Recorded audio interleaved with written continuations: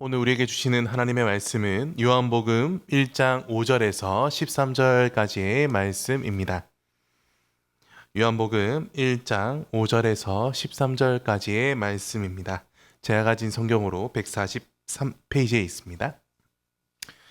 네, 한 절씩 교독하시고 마지막 절은 합독하시겠습니다. 빛이 어둠에 비치되 어둠이 깨닫지 못하더라. 하나님께로부터 보내심을 받은 사람이 있으니 그의 이름은 요한이라. 그가 증언하러 왔으니 곧 빛에 대하여 증언하고 모든 사람이 자기로 말미암아 믿게 하려 함이라. 그는 이 빛이 아니요 이 빛에 대하여 증언하러 온 자라. 참빛 곧 세상에 와서 각 사람에게 비추는 빛이 있었나니 그가 세상에 계셨으며 세상은 그로 말미암아 지은 바 되었으되 세상이 그를 알지 못하였고 자기 땅에 오매 자기 백성이 영접하지 아니하였으나 영접하는 자 곧 그 이름을 믿는 자들에게는 하나님의 자녀가 되는 권세를 주셨으니. 함께 읽겠습니다. 이는 혈통으로나 육정으로나 사람의 뜻으로 나지 아니하고 오직 하나님께로부터 난 자들이니라. 아멘. 예, 오늘 이제 오전에 그 음향을 또 전문가로 또 선교 주시는 분이 오셔서 좀 음향을 좀 맡아 주셨는데 제가 지금 강대상에 서서 이렇게 마이크를 이렇게 해보니까 소리가 정말 풍성해진 것 같습니다. 성도님들께서도 그렇게 느낄지 모르겠는데 이 영광을 우리 담임 목사님께 먼저 양보해 드렸어야 됐는데 제가 먼저 이렇게 쓰게 되었습니다. 저는 이제 이 요한복음을 읽을 때 참으로 깊은 감동이 있습니다. 저희가 마태, 마가, 누가 또 이제 요한복음을 읽을 때면 요한복음 1장에서 말씀하시는 그 하나님의 말씀이 참 감동적인데요. 특별히 요한복음 1장 1절 말씀, 태초에 말씀이 계시니라, 이 말씀이 하나님과 함께 계셨으니 이 말씀은 곧 하나님이시니라 라는 이 말씀을 저는 정말 사랑합니다. 왜냐하면 예수님께서 하나님의 아들이신데 그냥 하나님의 아들이 아니시고 태초에 말씀으로 성자 하나님으로 계시다는 사실을 우리에게 너무나 잘 보여주고 있기 때문입니다. 그 하나님의 말씀이신 예수 그리스도께서 오늘 우리에게 은혜를 베푸시고 우리와 임마누엘 함께 하시며 우리에게 참된 믿음을 일으키시고 우리를 영원한 생명에 이르게 하시기를 소망합니다. 우리의 기대와 달리 복음서는 예수님의 탄생을 그렇게 중요하게 생각하지는 않는 것 같습니다. 예수님의 탄생 정황을 설명하고 있는 복음서는 마태복음과 누가복음뿐입니다. 마가복음은 세례 요한으로 복음의 시작을 설명하고요. 요한복음도 그 점에서는 별 차이가 없습니다. 예를 들어 별, 동방박사, 천사, 목자, 말 구유와 관련된 이야기가 전혀 나오지 않기 때문이죠. 마태복음과 누가복음의 예수님의 탄생 이야기가 충분히 기록되어 요한은 자기가 더 쓸 필요가 없을 거다라고 생각했던 것일까요? 요한이 복음서를 쓴 것은 예수님이 승천하시고 나서 60년 정도 지난 때였습니다. 당시만 해도 이 예수님의 탄생에 대해 많은 그리스도인들이 알고 있었습니다. 다만 그때 영지주의라는 이단이 교회 내에 깊숙이 들어와 예수님의 탄생에 대한 이상한 교리를 전하기 시작한 것이 문제였습니다. 그들은 그리스도가 실제로 인간의 이 몸, 육체를 입고 이 땅에 오심을 부인했습니다. 요한일서 4장 2절 말씀입니다. 이로써 너희가 하나님의 영을 알지니 곧 예수 그리스도께서 육체로 오신 것을 시인하는 영마다 하나님께 속한 것이요. 즉 영지주의자들은 그리스도가 이 육체를 입으셨지 실제로 취한 것은 아니라고 생각했습니다. 그러니까 그들에게는 육체 자체가 악했기 때문에 하나님의 아들이 육체를 취했다는 교리를 받아들이게 되면 자신들이 악한 존재가 됐다. 그리스도가 악한 존재다라고 생각했던 것이죠. 그래서 그들은 예수 그리스도께서 인간의 몸을 입은 것처럼 보였다라고 주장하기 시작합니다. 요한복음보다 먼저 기록된 마태복음과 누가복음은 예수님의 탄생 전에 어떤 존재로 계셨는지 아무 언급도 하지 않습니다. 오늘 우리가 이 중요한 질문에 대해 제대로 대답하지 않는다면 그때 당시 초대교회는 아마 큰 혼란에 빠졌을 것입니다. 예수님이 탄생하면서 비로소 성자가 존재하겠다고 말하면 기독교 신앙이 뿌리째 흔들릴 때이기 때문입니다. 이 사도 요한이 복음서를 쓸 때는 예수님의 탄생의 구체적인 정황보다는 그 의미를 정확히 서술하는 것이 더 중요했습니다. 그래서 요한은 복음서 서두에서 특별히 1장을 시작하면서 이 예수님의 탄생의 의미를 이렇게 신학적인 관점에서 이야기한 것이죠. 이러한 본문의 근거에서 우리는 2000년 전 이 땅에 오신 예수님이 어떤 분이신지를 바로 알아야 합니다. 성도 여러분, 예수님이 어떤 분이신가요? 저희가 예수님이 어떤 분인지라는 질문을 받으면 간혹 예수님이 어떤 분이셨지 하고 당황하게 됩니다. 예수님, 그래, 하나님의 아들이셨지. 기적을 많이 베푸셨지. 우리를 위해 십자가를 죽으셨지. 이 정도로는 말씀하고 있는데, 얘기하는데, 은총이가 자꾸 저를 부르네요.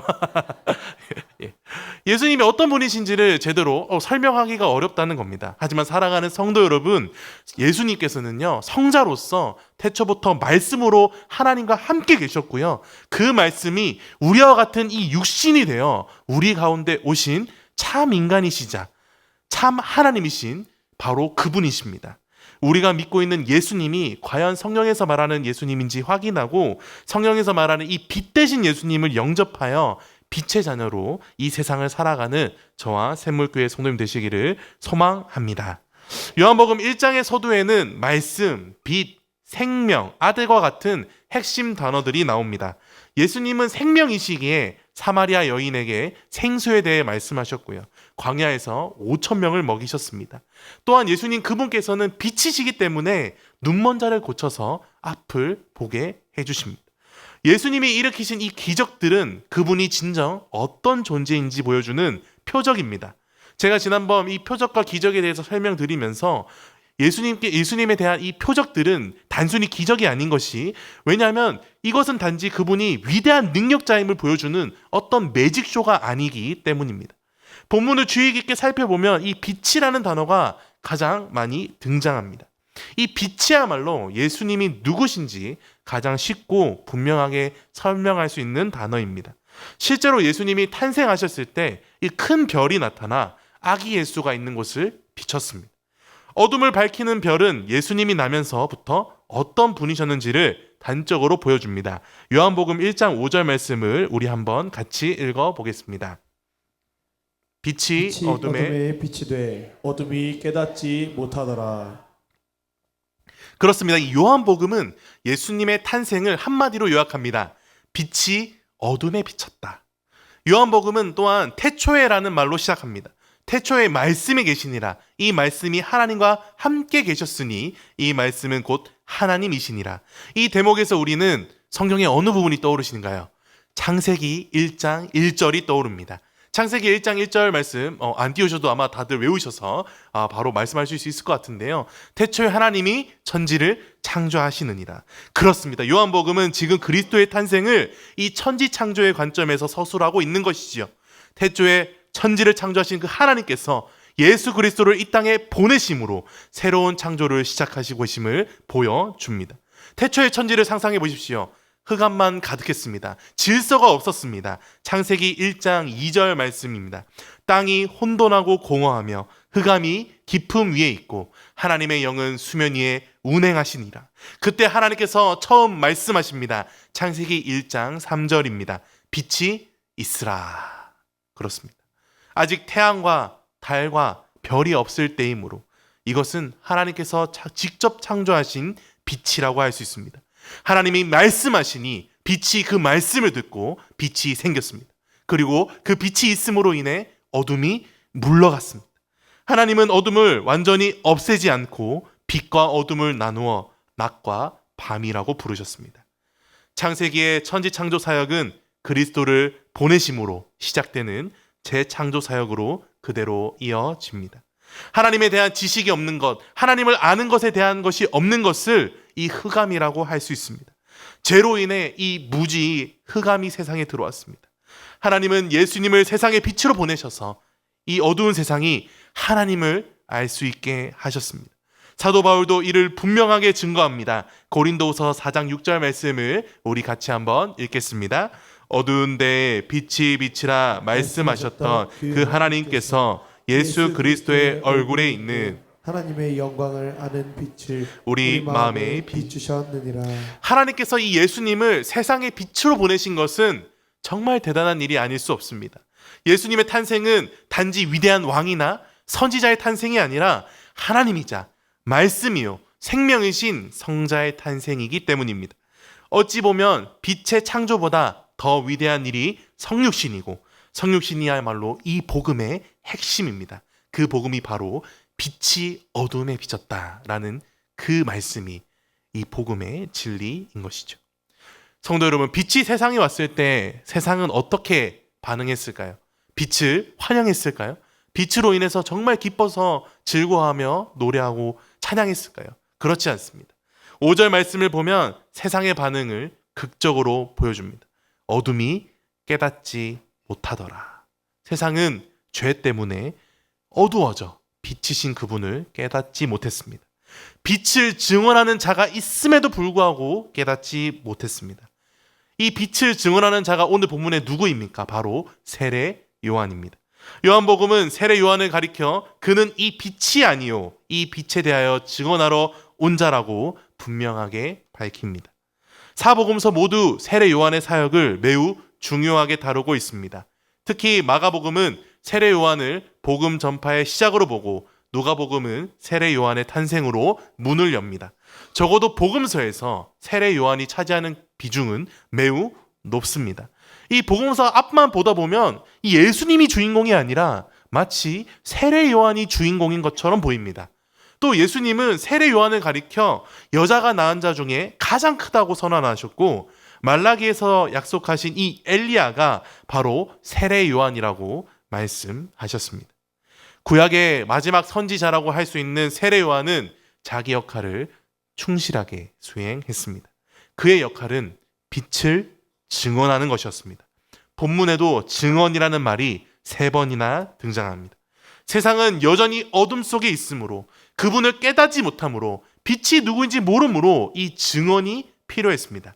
그러나 세례 요한의 증언을 듣고도 빛이신 예수 그리스도를 영접하지 않았습니다.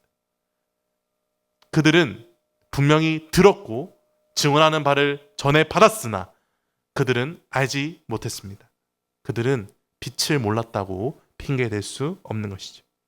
사도 요한은 빛을 영접하지 않는 자들에게 이 책임을 묻습니다. 세상은 빛이신 예수 그리스도, 그분의 말씀에 의해 창조되었는데 그 빛이 세상에 왔지만 세상은 창조주이신 그분을 알지 못했습니다. 요한은 세상을 향해 자기들을 만드신 이도 몰라보는 이 무지한 자들이라고 신랄하게 비판합니다. 그는 이스라엘 백성도 비판합니다. 더욱이 이스라엘은 다른 세상과 달리 하나님의 특별한 소유이자 특별한 백성이었고 특별한 보배였습니다. 그래서 예수님이 이스라엘로 오신 것인데 그들조차 예수님을 영접하지 않았습니다. 그러니 이스라엘은 세상보다 더 큰 책임을 지지 않을 수 없었습니다. 성도 여러분, 저는 가끔 이런 생각을 해봅니다. 만약 예수님께서 분명히 다시 오실 것인데 어떤 모습으로 오실까? 구름으로 타고 오실 것인데 예수님이 만약 지금 오셔서 내 옆에 계시다면 나는 과연 예수님을 알아볼 수 있을까? 이런 상상을 해보기도 했습니다. 성도 여러분, 어떻습니까? 예수님이 이 땅에 오신다면 성도 여러분들은 예수님을 알아보실 수 있겠습니까? 우리는 당연히 알아볼 수 있다라고 대답해야 합니다. 왜냐하면 우리는 그분의 자녀이기에, 그분이 우리의 목자이시기 때문에 그분의 양으로서 우리는 목자를 몰라볼 수가 없는 것입니다. 그리고 예수님께서는 자신이 계속 살아계시고 지금도 여전히 우리에게 말씀하고 계시다는 사실을 교회와 말씀과 이 성경과 기도와 그리고 하나님이 행하시는 수많은 역사를 통해서 우리에게 지금도 말씀하고 계십니다. 마태복음에 따르면 예수님은 베들레헴에서 태어났습니다. 그 마을은 다윗의 동리로 불렀습니다. 로마 제국의 황제 아구스토의 칙령에 따라 호적을 등록하러 이 베들레헴에 다윗의 후손들이 다 모였습니다. 그들은 왕의 후손임에도 나라를 잃은 채 세계 곳곳에 흩어져 힘들게 살아가고 있었습니다. 황제의 명에 따라 그들이 베들레헴이라는 지역에 모이게 되었습니다. 흩어졌던 그들이 한자리에 모인 것 자체가 하나님의 큰 은혜요, 축복이 아닐 수 없습니다. 그러나 그들은 더 이상 자신이 내가 다윗의 주 후손임을 자랑스럽게 생각하지는 않은 것 같습니다. 왕손을 잉태했음에도 마리아는 분만할 곳도 찾을 수 없었습니다. 사실 마리아는 전혀 모르는 사람이 아닌 자기 친족에게 배척당한 것입니다. 그들은 아기 예수가 메시아인 줄은 몰랐어도 왕의 핏줄인 것은 알았을 텐데 말입니다. 결국 짐승들이 사는 그 곳에서 생명의 빛이요 말씀이신 성자가 태어나십니다. 요한은 이런 상황을 한마디로 서술합니다. 11절 말씀입니다. 자기 땅에 오매 자기의 백성이 영접하지 아니하였으나. 그 백성들은 하나님의 아들을 영접하지 않았을 뿐 아니라 거절하고 십자가에 못 박기까지 하며 반역의 무리가 되었습니다. 이것은 우리가 빛으로 오신 그 예수님을 알지 못하면 얼마나 끔찍한 일이 벌어질 수 있는지 우리에게 보여주고 있습니다. 빛이 어둠에 비쳤으나 대부분이 그것을 몰랐고 예수님을 영접하지 않았습니다. 그러나 그분을 믿는 자들이 있었습니다. 영접한다는 것은 예수님이 하나님께서 보내신 분임을 믿는 것입니다. 한 나라에서 파견한 대사를 영접한다는 것은 그를 보낸 왕을 영접하는 것과 같았습니다. 예수님을 영접한다는 것은 그분이 말씀이시고 하나님이시며 그 안에 영원한 생명이 있음을 믿는 것입니다. 그 생명이 바로 온 세상의 빛이시고 그로 말미암아 온 세상이 창조되었음을 믿는 것입니다. 대부분이 믿지 않는데 왜 어떤 이들은 이와 같이 믿기 힘든 일을, 받아들이기 힘든 일을 믿을 수 있는 것일까요? 요한복음 1장 13절 말씀을 우리 같이 한번 읽어보겠습니다. 이는 혈통으로나 육정으로나 사람의 뜻으로 나지 아니하고 오직 하나님께로부터 난 자들이니라. 그렇습니다. 그들이 바로 하나님께로부터 난 자들이기 때문입니다. 하나님에게서 난 자들만이 이 성부의 독생자이신 성자 예수님을 알아볼 수 있는 것이죠. 그들은 혈통이나 육정이나 사람의 뜻으로 난 사람들이 아닙니다. 당시 유대인들은 자기 혈통을 매우 자랑스러워했습니다. 혈통상 아브라함의 후손인 그들은 스스로를 하나님의 자녀, 하나님의 백성이라고 생각했습니다. 자기들이 가장 높고 다른 나라 이방인들은 멸시했습니다. 그러나 그들은 정작 하나님의 아들 예수님은 거부했습니다. 이제 새 시대가 되었습니다. 혈통은 더 이상 의미가 없습니다. 누구든지 빛으로 오신 예수 그리스도를 믿으면 하나님의 자녀가 되는 권세를 받습니다. 누가 믿을 수 있을까요? 하나님에게서 난 자들입니다. 여기서 우리는 이 믿음과 거듭남이 밀접하게 연관되어 있음을 봅니다. 이 거듭남은 매우 신비로운 사역이어서 정확하게 말하기가 쉽지 않지만 이것은 성령 하나님의 사역입니다. 성도 여러분, 전도할 때를 생각해 보십시오. 우리는 전도할 때 우리가 전도하는 그 누군가는 하나님께서 택하신 그 백성이라고 믿습니다. 10명 중에 9명이 거절하고 1명이 교회에 왔어도 그것은 성공인 이유가 그분이 하나님께서 택하신 백성이고 자녀였는데 우리가 전한 그 복음으로 말미암아 영원한 생명이신 그리스도께로 인도되었기 때문입니다. 예수님은 자신이 누구인지를 알기 위해 이 밤에 찾아온 니고데모에게 이렇게 말씀하셨습니다. 요한복음 3장 5절 말씀을 같이 한번 읽어보겠습니다. 사람이 물과 예수께서 대답하시되 진실로 진실로 내게 이르노니 사람이 물과 성령으로 나지 아니하면 하나님의 나라에 들어갈 수 없느니라. 이 거듭난다라는 말은 위로부터 난다라고 번역할 수 있고요. 이는 곧 하나님에게서 난다라는 말로 풀이할 수 있습니다. 성도 여러분, 예수님은 누구십니까? 이 질문에 요한복음은 빛이라고 답합니다. 말씀이나 생명으로 답할 수도 있지만 우리가 가장 이해하기 쉬운 단어는 빛입니다. 이 빛은 생명의 빛입니다. 이 빛을 가진 사람만이 영생을 누릴 수 있습니다. 이 빛은 아무나 알 수 없습니다. 오직 하나님에게서 난 자만이 이 빛을 믿고 영접할 수 있습니다. 그 사람만이 하나님의 자녀가 되고 하나님 나라를 상속받아 영생을 누릴 수 있습니다. 이것이 요한복음의 전체 주제이자 메시지입니다. 빛으로 오신 예수님은 하나님의 유일한 아들이시고 이 빛을 믿는 영접한 자들은 더 이상 어둠의 자녀, 사탄의 자녀가 아니라 하나님의 자녀, 빛의 자녀입니다. 이에 대해 사도 바울도 분명하게 증언합니다. 에베소서 5장 8절 말씀을 우리 같이 읽어보겠습니다.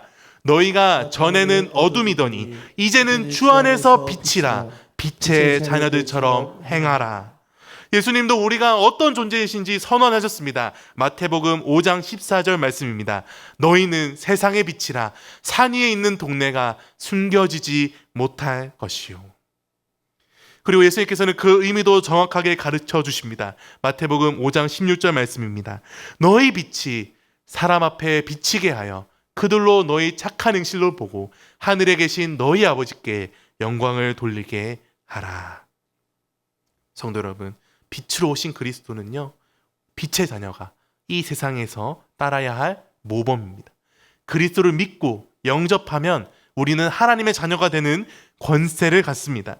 이 권세를 가진 자는 세상에서 어떻게 살아야 됩니까? 빛의 자녀로 살아야죠. 예수님의 자녀로 살아야죠. 우리의 빛을 세상에 비추어 어둠에 속한 자들을 빛 대신 예수 그리스도로 인도하는 것이 우리의 사명입니다. 우리가 전도하는 이유가 무엇입니까? 어둠 속에서 지금도 헤매고 있는 자들을 예수님께로 우리가 인도하는 것이죠. 우리가 그들에게 우리가 받았던 빛을 전해주는 것입니다. 우리가 토요전도로 모이는 이유, 단순히 건빵을 주기 위해서, 물티슈를 주기 위해서, 정말 맛있는 호두 과자를 주기 위해서, 이 호두 과자 정말 맛있더라고요. 그래서 이제 전도하러 갈 때 제가 항상 2봉지는 먹고 가는 것 같은데, 이 호두 과자를 주기 위해서 가는 게 아니지 않습니까? 그들이 이 전도지를 통해 이 물티슈에 잘생긴 담임 목사님의 얼굴을 보고 한번 교회에 나와서 주님의 말씀 듣고 그들이 돌이켜 회개하여 예수 그리스도를 만나고 인격적으로 만나서 영생에 이르게 하는 것이 우리의 사명이 아닙니까? 우리가 전도하기 위해서 기도하고 그들을 향해 가는 이유와 새 가족을 반갑게 맞이하여 그들이 교회에 잘 정착되게 섬기는 이유, 그 모든 이유가 빛 대신 예수 그리스도의 자녀로서 우리의 빛을 세상에 비추어 어둠에 속한 자들을, 세상에서 소외받고 슬픔 가득한 그들을 빛 대신 예수 그리스도께로 인도하는 것이 우리의 목적이고 우리의 사명입니다. 사랑하는 성도 여러분, 말씀을 맺겠습니다. 빛으로 오신 주님을 찬양합시다. 빛으로 오신 그분을 바라봅시다. 그 빛을 온 세상에 전하여 삼위 하나님께 영광 돌리는 삶을 살아갑시다. 우리는 어둠의 자녀가 아닙니다. 우리는 빛입니다. 예수님께서 우리를 빛으로 만들어 주셨습니다. 그 빛이신 주님께서 우리에게 빛을 비추어 주시고 너희가 이제 가서 나의 빛을 세상에 전하라고 말씀하십니다. 우리가 살아가고 있는 가정과 일터와 또 학교와 또 학원에서 또 일상의 삶의 자리에서 빛이신 주님께서 우리와 함께 하시니 우리가 그 빛을 세상에 나타냅시다. 우리 샘물교회가 또 우리 샘물교회 성도 여러분들 모두가 빛이신 예수 그리스도를 전하고 그 삶의 자리에서 예수님의 향기를 나타내는 저와 성도님 되시기를 주님의 이름으로 축원합니다.